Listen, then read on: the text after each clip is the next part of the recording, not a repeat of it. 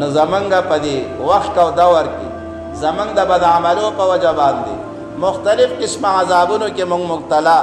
او مختلف قسم وباګانې په موږ باندې ټیم په ټیم باندې راځي نو دغه د بیماری په شکل کې هم دا یو وبا را روانه ده نو د دې نه به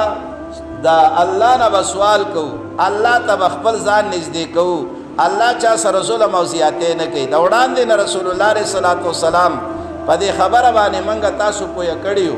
چې ګوره تاسو که په بد عملو کې خدا ناخواسته مبتلا شوئ نو دا شان بیماری به در باندې مسلط شي چې ستاسو مشرانو ته د هغې نوم هم نه و یاد هغوی د دې نوم هم نه و اورېدلی نو زمونږ مشرانو کرونا چېرته نوم اورېدلی و لیکن زمونږ که نارینه که زنانه که مالدار دی که غریب دی چې هر څوک دی ټولې پریشانه کړي دا د الله جل شانه د طرف نه یو قسم عذاب دی چې په دغې عذابونو کې موږ مبتلا کیږو نو د دې نه د نجات ذریعه دا نه ده چې تفسیرو ته کښېنه هلکه اسرائیلو دوايي جوړه کړل هغوی ویکسین جوړ کړلو امریکې جوړ کړلو لندن جوړ کړلو چین جوړ کړلو روس جوړ کړلو نه چې څنګه د الله د طرف نه دا بیماری راغلی ده الله جل شانه به دا بیماری ختموي هم او د دې بیمارو او د پریشانو د ختمولو دپاره دین اسلام او شریعت موږ تاسو ته دا حکم کوي چې کله دا شان حالات تاسو باندې راشي نو نور طرفونو ته تاسو ټول یو طرف ته متوجه شئ چې هغه د الله طرف دی الله طرف ته ټول به متوجه کیږو او د الله نه به دا سوال کو چې پروردګاره د تیر کال د رمضان مبارک د ډېرو برکاتو نه موږ محرومه پاتې شوي یو پروردګاره په دې میاشت کې دا ځل په دې کال کې د دې برکاتو نه موږ مه محرومه کوه د حرمینو شریفینو دپاره بالخصوص په هر ټیم کې په هر حال کې د هغوی دپاره دعاګانې غوښتل د جوماتونو د آباد پاتې کېدو دپاره دعاګانې غوښتل د خانقاهونو د آباد پاتې کېدو دپاره دعاګانې غوښتل چې کله پورې جومات آباد وي او حرمین آباد وي دنیا به هم آباد وي او که حرمین دقه شان د خالی شو د طاعاتو د عبادتونو نه لکه نن چې دا کم حالت او کې را روان دی او دا کم حالت په موږ باندې تیریږي د دې نه زیات سختۍ به په موږ باندې راځي نو د الله نه به سوال کوو او سوال کې به اول دا وایي چې پروردګاره موږ مجرمان یو اقرار به کوو ټول هر سړی د خپلې ګناه اعتراف وکړي او صرف زباني نه دړه نه دا اقرار او اعتراف وکړي چې پروردګاره په قرآن کې خو موږ ته ستا دا فیصله اورولې شوې ده چې الله په چا باندې ظلم نه کوي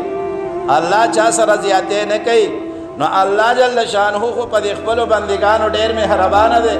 د دې باوجود موږ په دې پریشانو کې مبتلا یو په دې غم کې مبتلا یو نو د دې پریشانو یوازینی حل نور تفسیرې مکمل ختم کې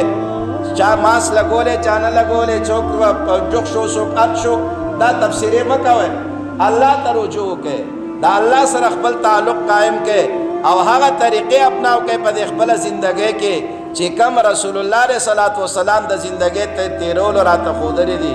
الله به موږ ته امن راکوي الله به موږ ته عافیت راکوي الله به موږ ته خوشحالي راکوي خو که چېرته زما عزتمندو زموږ حالت دا وي نو د الله فیصله ده په قرآن کې ان الله لا یغیر ما بقوم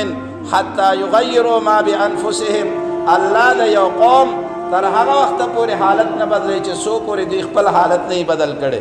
نو که یو قوم نیکان وي الله په دې باندې عذابونه نه راولي که یو قوم هغه بد دی او په پریشانو کې مبتلا شو په سختو کې مبتلا شو الله دا سختۍ ترې تر هغه ټیمه پورې نه لرې کوي چې څو پورې دوی د خپل حالت بدل کړی نه وي نو د ګناهونو نه به توبه وباسو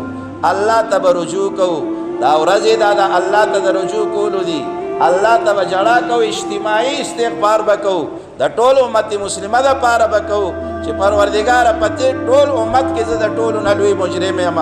او د خپلې ګناه اقرار او اعتراف به کوو او د امت د طرف نه به هم کوو انشاءالله الله به حالات را باندې صحیح راولي او د رسول الله علیه صلات وسلام په مبارکو دعاګانو کې دا هم وه چې پروردګاره د رمضان مبارک دا میاشت دا په عافیت او په سلامتیا سره را باندې راولي نو نن زمونږ دپاره د دې دعا انتهایی ضرورت او حاجت دی او ټول به که نارینه یې که زنانه مشران کا کشران د دې دعا اهتمام وکړي چې پروردګارا په موږ باندې دا میاشت په عافیت سره په سلامتیا سره را باندې راولې او په سلامتیا سره را باندې تیره کې او موږ هم پکې روغ رمټ او سالم وساتي. الله جل شانه دې د رسول الله علیه الصلاۃ والسلام د ارشادات مطابق د زندګۍ تیر